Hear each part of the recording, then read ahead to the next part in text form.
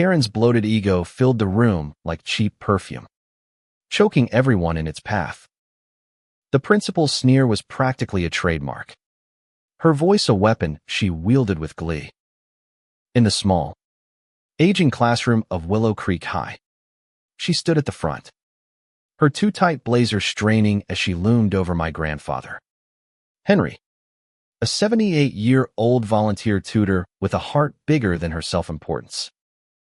"You're wasting my students' time, old man," she spat, her words dripping with venom as she jabbed a manicured finger at him. The kids in the room, two nervous freshmen and their teacher, Ms. Larson, froze, eyes wide, as Karen's tirade escalated.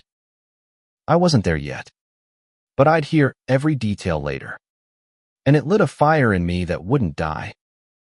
Henry had been tutoring at the school for years, ever since Grandma passed, and he needed something to fill the quiet.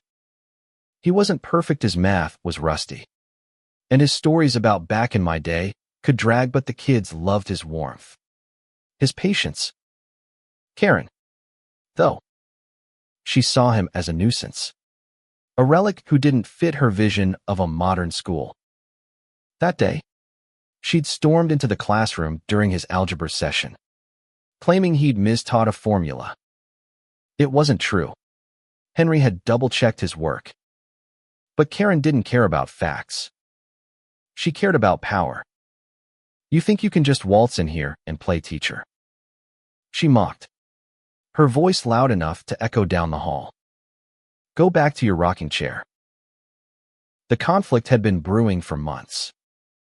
Karen had a reputation in Willow Creek, a principal who ruled with an iron fist and a fake smile. She'd belittle teachers, intimidate students, and charm the school board with her efficiency. Parents complained, but Karen always slithered out of trouble, her connections tight and her excuses tighter. Henry, though, was her latest target. He'd overheard her yelling at a janitor last month and called her out politely. Of course, because that's who he was. Karen didn't take kindly to being challenged, especially not by a nobody volunteer. So she made it her mission to humiliate him, to drive him out. What she didn't know was that Henry wasn't just some retiree. He was my grandfather. And I, Abigail Carter, was the state education commissioner. I'd taken the commissioner job 2 years ago, at 34, the youngest in state history. It wasn't a role I'd sought for glory. I wanted to fix schools like Willow Creek, where kids deserved better than bureaucrats like Karen. I kept my personal life quiet, partly to avoid favoritism, partly because I didn't trust people like her not to exploit it. Grandpa never bragged about me either. He was too humble for that. So Karen had no idea who she was messing with when she decided to make an example of him. That evening, Henry called me, his voice shaky but trying to sound upbeat. "Abby, I don't want to bother you, but Karen was pretty rough today." He recounted the scene, her insults, the way she'd mocked his age in front of the students, how she'd threatened to ban him from volunteering. My blood boiled. I could picture her smug face, the way she'd probably laughed as Henry left the school. His shoulders slumped. I'd dealt with Karens before, entitled, cruel, untouchable. But this was personal. She'd crossed a line, and I was done letting her slide. The next morning, I drove to Willow Creek High. I didn't announce my visit. I wanted Karen to feel the ground shift beneath her. The school was quiet when I arrived, the halls smelling of floor wax and teenage apathy. I headed to the principal's office, where Karen was holding court with her assistant, barking orders about some fundraiser.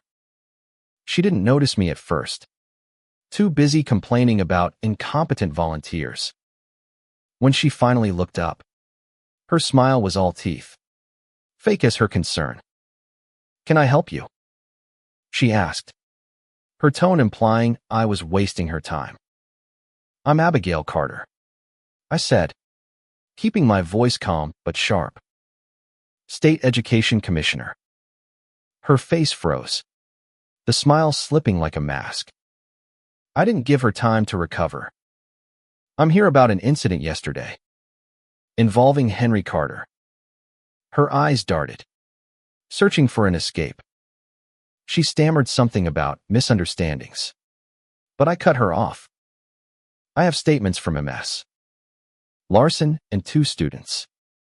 Care to explain why you publicly humiliated a volunteer? Karen's arrogance didn't crumble easily. She leaned back, folding her arms. With all due respect, Commissioner, I run a tight ship. Henry was disrupting my classroom. Her voice was syrupy now, but I could hear the edge. She thought she could talk her way out. Like always. I let her dig her hole deeper, asking for details, watching her squirm as she lied about Henry's incompetence. Then I dropped the bomb. Henry's my grandfather. The color drained from her face. For the first time, Karen had nothing to say. I didn't raise my voice. I didn't need to. I've reviewed your record. I continued. Complaints from teachers, parents, even students. You've been warned before. This ends now. I pulled out my phone, showing her the email I drafted to the school board, recommending her immediate suspension pending an investigation. You can explain yourself at the hearing. But bullying an elderly volunteer, that's not a good look. Karen's bravado cracked. She started babbling apologies, claiming she didn't know who Henry was, as if that made it okay. I wasn't buying it. Her cruelty wasn't about ignorance. It was about control. She'd built her little kingdom on fear, and now it was collapsing.